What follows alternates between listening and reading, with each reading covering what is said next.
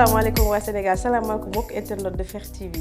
tey nag seen émission gëm sa bopp laa leen andi xam ngeen ko xam ngeen lu mu doon demee dama daan dem ci gars yi jël leen xool ñi nga xam ne ñooy sénégalais de lambda yi ñi nga xam ne nii askan wi dañoo foog ne yoruñu dara te ñooñu instant yi ñu ngi toog fi ñu toog jàmm seen buy jàmm seen daqaar boole pour ëllëg mën a construire dara waaye nag damay ñëw ak yéen ci PD bi nag ni muy demee nen la damay dem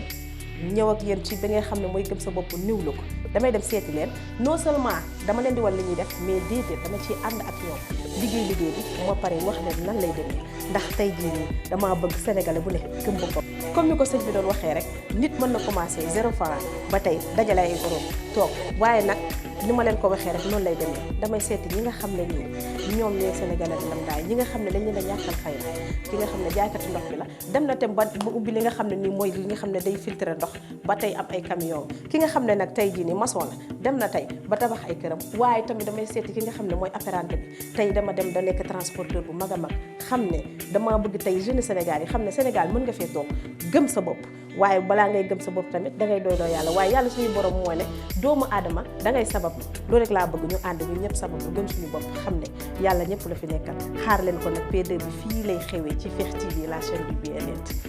bu leen ko kenn nettali ak seen sista Réma Barham lay doon